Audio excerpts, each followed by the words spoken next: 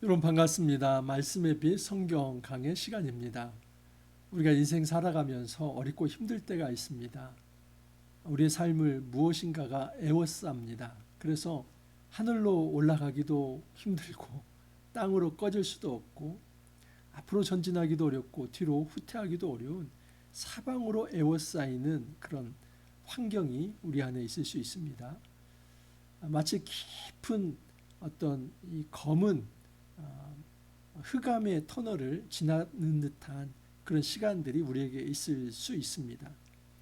여러분 그런다 할지라도 너무나 쉽게 낭망하거나 좌절하거나 절망하지 않기를 바랍니다. 왜냐하면 우리 주님이 함께 하신다면 그 암흑 속에서도 빛이 존재하고 그 생명의 빛, 소망의 빛, 사랑의 빛이 우리 안에 비춰질 때에 특히 이 말씀의 빛이 우리 안에 비춰질 때에 여러분 그곳이 작은 천국이 될 수 있고 그곳에서 새 역사가 일어날 수 있습니다. 우리가 어렵고 힘든 모든 문제로 인해서 애워싸임을 당할 때 꼭 기억해야만 합니다. 우리는 하늘을 바라볼 수 있는 존재이다. 그리고 말씀으로 우리 주님을 부르고 기도할 때에 성령께서 우리 안에 내주하셔서 그 어둠 속에서도 밝은 빛을 비춰주시고 삶의 소망을 갖게 해주신다 하는 것입니다. 그러므로 우리는 이 절망과 우울의 깊은 병에 빠져서 나락으로 떨어질 존재가 결코 아닙니다. 환경이 어려울 수는 있습니다. 결핍이 있을 수는 있습니다. 하지만 그것은 문제가 되지 않습니다. 우리에게는 주님이 계시고 성령이 계시고 말씀의 빛이 우리 안에 있기 때문에 우리는 다시 일어날 수 있는 존재들입니다. 자, 오늘 말씀은 이제 누가복음 21장 20절에서 38절 이제 이틀치의 본문입니다. 누가복음 19장 28절에서 24장 53절까지가 예루살렘 단락이고 이 예루살렘 단락은 이제 십자가와 부활이 초점인데 거기까지 가기 전에 아주 이 종말 강화가 많이 나오고 있습니다. 예수께서 사실은 십자가를 통해서 이 종말을 시작하시고 또 예수 재림을 통해서 종말이 완성될 테인데 지금 이 종말이 예수님을 통해서 이루어지는 것이기에 굉장히 예수님은 이 종말의 시대가 어떤 징조가 있을 것이고 그리스도인들은 어떻게 대처해야 하는가 이 문제를 아주 중요한 주제로 말씀을 합니다. 자, 조금 한번 읽어드리겠습니다. 21장 20절입니다. 너희가 예루살렘이 군대들에게 에워싸이는 것을 보거든 그 멸망에 가까운 줄 알라. 어제도 말씀을 드렸지만 이 종말의 이중성이 있습니다. 1차적으로는 예수님께서 예루살렘 성이 AD 70년에 이제 로마에 의해서 망하게 되는 것을 먼저 예견하면서 예언적으로 말씀을 합니다. 그래서 1차적 적용은 역사적 사건으로 AD 70년에 로마 티투스 장군에 의해서 이 로마가 완전히 패망되는 것, 그래서 그 어떤 직전에 일어나는 어떤 징조들, 이것이 종말의 현상이다라고 볼 수 있습니다. 그러나 어제도 말씀을 드렸지만 계시의 발전적 특징의 그 관점에서 놓고 본다면 단지 이것은 2000년 전에 예수 초림 때에 AD 70년에 예루살렘 폐망만을 내다본 것이 아니라 예수님 재림 이전에 나타날 종말의 현상을 또한 똑같이 얘기하는 것이다 라고 볼 수 있습니다. 그때 유대에 있는 자들은 산으로 도망갈 것이며 성내에 있는 자들은 나갈 것이며 촌에 있는 자들은 그리로 들어가지 말지어다. 여러분, 성 안에서 엄청난 사륙이 일어납니다. 이제 몇 년 동안 예루살렘을 완전히 포위합니다. 에워쌉니다. 그래서 고사작전을 통해서 이제 성벽을 허물고 들어가는데 엄청난 생명 사륙이 있습니다. 건물은 돌 하나 돌 위에 남겨놓지 않고 폐허가 됩니다. 그래서 그 시대에 산에 있는 자는 그 성으로 들어갈 생각을 말아라. 성 안에 있는 자는 오히려 밖으로 도망가라. 이것은 지금 우리 예수님께서 예루살렘이 패망할 때 얼마나 처절하고 그리고 힘든 이 비극적 상황이 벌어질 것인가 하는 것을 미리 내다보며 말씀을 하는 것입니다. 이것은 2000년 전의 모습뿐만 아니라 오늘 이 시대의 이 종말의 시대에도 나타나는 일들입니다.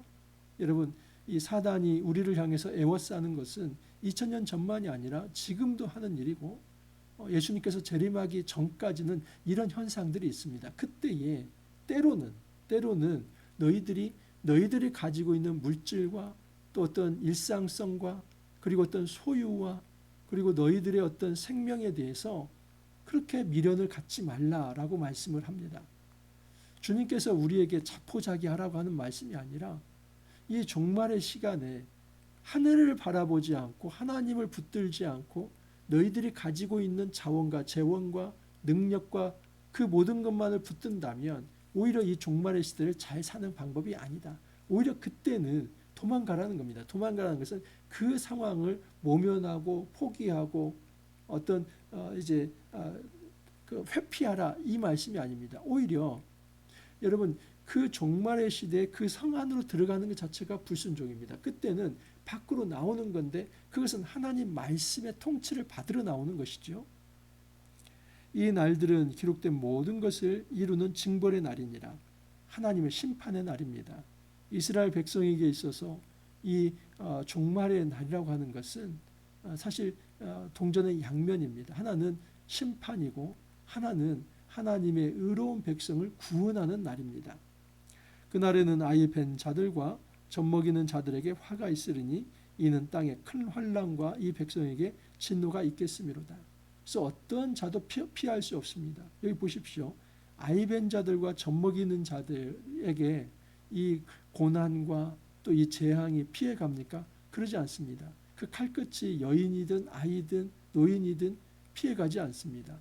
하나님의 심판에서 예외로 있을 수 있는 존재가 없다는 겁니다. 그래서 이 종말의 시간을 아주 무겁게 받아들여야 한다는 것이죠. 그들의 칼날에 죽임을 당하며 모든 이방에 사로잡혀 가겠고 예루살렘은 이방의 땅가 차기까지 이방인들에게 밟히리라. 사실 여러분 이스라엘 땅의 이 기구한 모습을 보면 참 이 말씀이 현실감 있게 다가옵니다. BC 722년에 아수르에 의해 이제 포로가 시작이 됩니다. 남유다는 BC 586년에 포로가 되고 그래서 바벨론, 페르시아, 헬라, 로마에 의해까지 이 제국들의 통치를 받습니다. AD 313년에 밀라노 칙령에 의해서 기독교가 이제 여러 종교로 중에 하나로 공인이 됩니다. 그래서 종교의 자유가 주어지면서 기독교인들이 있을 때에 여러분 여전히 이 예루살렘의 유대인들은 그곳에서 제대로 생활을 할 수가 없지요. 630년 이후에 이제 무함마드가 죽은 이후 이 예루살렘을 아랍인들이 차지하기 시작합니다. 11세기부터 13세기에는 이제 십자군 전쟁으로 인해서 아주 또 폐허가 되기도 하고 그리고 이제 1500년대 이후는 오스만 투르크 제국이 이제 이 예루살렘 땅을 차지합니다. 세계 제1, 2차 대전 이후 이제 영국이 일부 통치를 하지만 영국 이후에 1948년 이제 그 이후로 현재 이스라엘이 이제 독립국가로서 그곳에 있고 또 팔레스타인과 굉장히 긴 갈등의 전쟁을 중동 전쟁을 하고 있는 중입니다. 참 기구한 땅 아닙니까? 여기 보면은 예루살렘은 이방의 때가 차기까지 이방인들에게 밟히리라. 이 예루살렘의 모습입니다. 아주 상징적인데 그 예루살렘 성이 에워싸임을 당하고 이방의 때가 차기까지 짓밟히리라. 하나님의 정한 시간이 분명히 있을 것입니다. 이방의 수가 다 차기까지. 여러분 예수 재림의 날이 우리가 언제인지는 전혀 알 수 없습니다. 그것은 주님이 말씀하신 것입니다. 나도 모른다. 아들도 모른다. 오직 아버지만 아신다. 그래서 이 이방의 때, 이방의 수가 다 차는 이방이 정말 그 땅을 짓밟는 그 시간이 언제 종결되는 것인지는 우리가 다 알 수 없지요. 하지만 우리가 기억해야 할 것은 이 하나님의 징벌의 시대에 이 종말의 시대에 우리가 어떻게 살아가야 할까 그것을 생각해야 하는 것입니다. 1월 성신에는 징조가 있겠고 땅에서는 민족들이 바다와 파도의 성난 소리로 인하여 혼란한 중에 공고하리라. 사람들이 세상에 임할 일을 생각하고 무서워함으로 기절하리니 이는 하늘의 권능들이 흔들리겠음이로다. 여러분 많은 세상 사람들은 이 파도 소리처럼 성난 어떤 혼란 중에서 무서워하고 두려워한다는 겁니다. 하지만 주님이 우리에게 기대하는 것은 너희들이 그 두려움에 떠는 것이 아니라 오히려 당당하게 성령 안에서 견디라는 것입니다. 그때 사람들이 인자가 구름을 타고 능력과 큰 영광을 오는 것을 보리라. 이런 일이 되기를 시작하거든 일어나 머리를 들라 너희 속량에 가까웠느니라. 바로 이것이죠. 이 인자가 구름을 타고 올 텐데 그때 너희 속량이 가까웠을 것이다. 여러분이 구름 타고 오시는 것도 이중적 의미가 있습니다. 예수의 초림과 재림을 통해서 이미 예수님께서 구원을 시작하는 것, 속량을 시작하는 것. 그래서 예수의 초림을 여기에 적용할 수 있습니다. 하지만 이 예수님께서 구름을 타고 오시는 것은 궁극적으로 예수님의 재림을 통해서 이루어지기 때문에 이거 역시 단지 어떤 예수님의 십자가와 부활 또는 이제 AD 70년의 예루살렘의 패망 이것만 적용할 수 있는 게 아니라 예수 재림을 통해서 이루어질 궁극적 온전한 구원을 이제 적용할 수도 있습니다. 자, 그 종말의 시대에 우리가 어떻게 살아야 할까? 이에 비유로 이르시되 무화과 나무와 모든 나무를 보라. 싹이 나면 너희가 보고 여름이 가까운 줄을 자연히 아나니 이와 같이 너희가 이런 일이 일어나는 것을 보거든 하나님의 나라가 가까이 온 줄을 알라.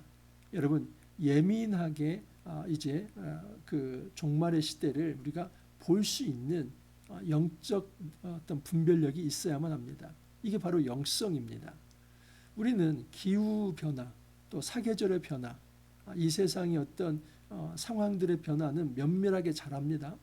예를 들어서 무화과 나무와 모든 나무를 보라. 싹이 나면 여름이 가까운 줄 알라. 이것은 하나의 상식이죠.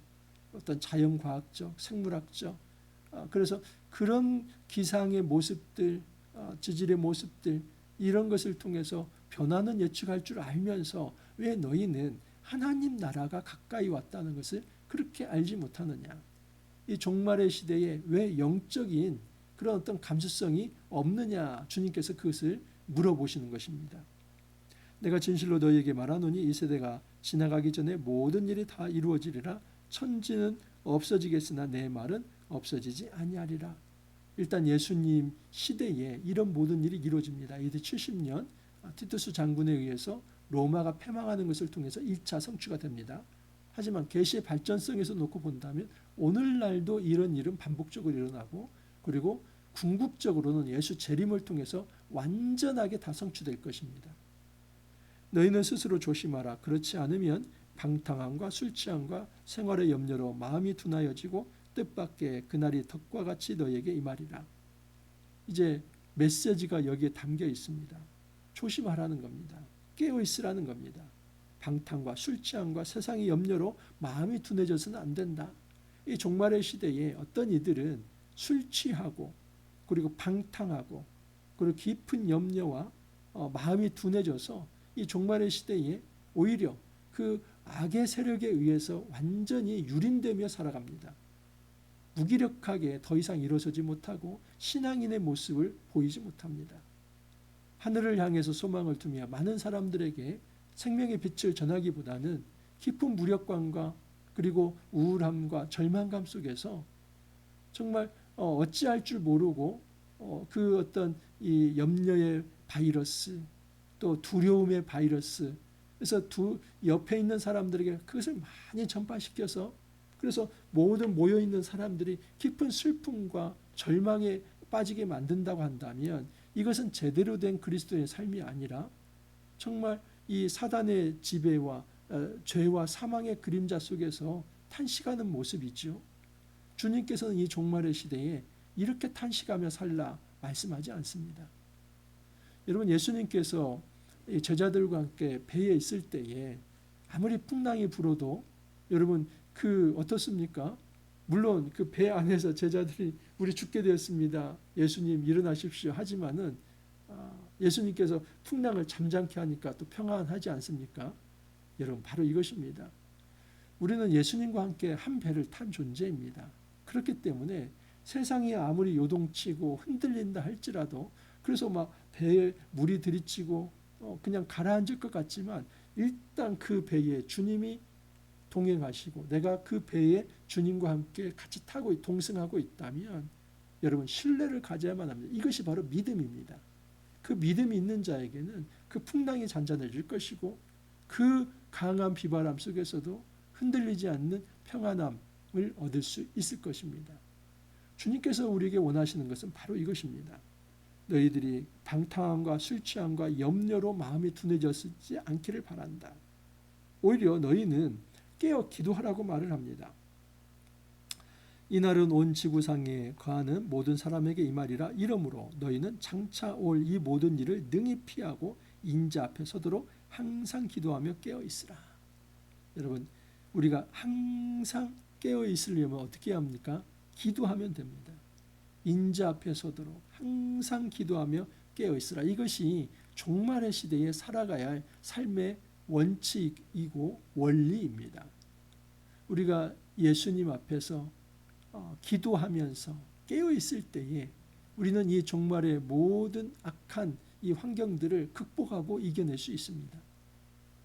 여러분, 이 종말의 시대의 악한 환경, 결핍과 그리고 고통과 상처와 아픔, 우울함과 절망과 낭망, 이것은 예수 믿는 자들은 다 피해가는 것이 아니라 예수를 믿든 안 믿든 모든 이들에게 여러분 엄습하는 이 종말의 어려움들입니다. 그때 주님께서 우리에게 원하시는 것은 항상 기도하고 깨어 있으라. 예수께서 낮에는 성전에서 가르치시고 밤에는 나가 감람원이라 하는 산에서 쉬시니 모든 백성이 그 말씀을 들으려고 이른 아침에 성전에 나아가더라.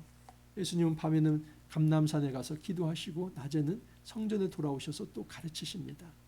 여러분, 주님은 지금 바로 내일 모레면 십자가를 지시는데 마지막 그 며칠 전까지도 이 종말 강화를 하면서 백성들을 말씀으로 세우는 모습을 보게 됩니다. 우리 예수님의 본을 따르기를 바랍니다. 함부로 패닉에 빠지지 않기를 바랍니다. 공황 상태에 빠지지 않기를 바랍니다. 지금 내일이 나에게 종말이 된다 할지라도 오늘을 정신 차리고 살아갈 수 있기를 바랍니다. 바울은 그래서 나는 날마다 죽노라 라고 얘기를 합니다. 바울이 고린도전서 15장에서 그렇게 말하는 이유는 부활의 삶을 날마다 살고자 하는 것입니다. 여러분, 날마다 죽는다는 것은 날마다 부활한다는 그런 역설적 의미가 있습니다. 날마다 죽으려면 부활해야만 또 죽는 거 아닙니까? 그러니까 내가 날마다 죽노라 하는 것은 날마다 부활을 체험한다는 역설적 표현이기도 합니다. 이 종말의 시대에 우리가 날마다 부활을 체험할 수 있기를 바랍니다. 예수 그리스도를 통해서 성령의 임재를 통해서 어떤 어렵고 결핍과 악한 상황 속에서도 절망과 낭망하고 그렇게 나락에 떨어질 것이 아니라 오히려 그곳에서 생명의 빛이 우리의 어두운 마음을 비추어서 참된 평안함을 누리고 자유를 누리고 평화를 누릴 수 있기를 바랍니다. 우리 그럴 수 있습니다. 여러분, 그것이 바로 신앙인입니다. 저 역시도 어렵고 힘든 시간들을 지나가고 있고 또 정말 쉽지 않은 일들이 참 많습니다. 그러나 항상 기도하고 깨어 있을 때에 주님은 새로운 길을 보여주시고 우리가 낙마하고 있을 때에 내 머리채를 끄집어내서라도 그 물 밖으로 꺼집어내 주시고 그리고 심폐소생술을 시켜주시고 다시 우리를 이제 정말 제대로 먹이셔서 갈 길을 걸어가게 해주십니다. 우리가 이 예수님을 의지하면서 내 인생의 애워싸임을 당할 때에 그것이 어떤 문제인지도 모릅니다. 정말 그것이 내 어떤 어렵고 힘든 상황이라 할지라도 우리를 그 애워싸이는 그런 어떤 어렵고 힘든 상황에서 우리가 낭망하기보다는 하늘을 바라보시기를 원하고 이 종말의 시대에 성령의 임재를 통해서 기도하며 깨어 있어서 승리할 수 있기를 간절히 소망합니다. 기도합니다. 주님, 또 이번 한 주도 은혜 가운데 지나게 하여 주시니 감사합니다. 이제 다음 주부터는 고난주간이 시작이 됩니다. 주님, 예수 그리스도의 그 십자가의 고난을 우리가 깊게 묵상할 수 있게 하여 주옵소서. 예수님은 자신의 개인적 종말이 이 시대의 시대적 종말이 이루어지는 첫 시간으로 생각하시면서 예수 그리스도의 재림의 날까지 이 종말의 시대에 주님께서 모든 백성을 돌보시며 보호하실 것이며 구원하실 것을 약속하시면서 이 시대에 깨어서 기도하라 말씀하시고 또 성령 충만하라고 말씀하십니다. 주님이 이 시대에 우리가 정말 방탕하거나 술 취하지 않게 해주시고 우리 영혼을 사단에게 팔아먹지 않게 해주시고 오직 성령의 임재를 날마다 체험하면서 주의 말씀으로 생명의 빛으로 말씀의 빛으로 승리할 수 있도록 은혜 더하여 주옵소서. 주님 감사하옵고 예수님 이름으로 기도하옵나이다. 아멘. 여러분 이번 한 주도 너무 수고하셨고 또 고생하셨습니다.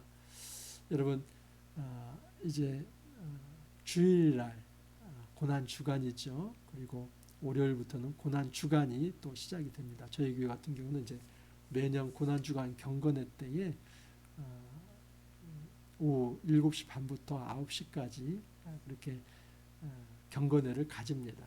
이번에는 이제 이승장 목사님의 부활이 있게라고 하는 그 책을 제가 좀 중간중간 이제 발제를 하고 그걸 또 나누고 기도하면서 이렇게 하려고 합니다. 이제 고난 주간에도 제가 이 묵상 메시지는 계속 전할 텐데 이 고난 주간 잘 보내길 바라고 그래서 이 종말의 시간을 잘 묵상하길 바라고 부활절을 또 기쁨으로 맞아들일 수 있기를 바랍니다. 이제 그렇게 하면은 이 누가복음도 끝이 납니다. 그래서 여러분 부활절까지 쭉 정진해 갈 수 있기를 바라고 이 누가복음과 함께 승리의 날을 우리가 또 체험할 수 있기를 바랍니다. 또 한 주간 수고하셨고 주말 잘 보내시고 월요일 날 다시 찾아뵙도록 하겠습니다.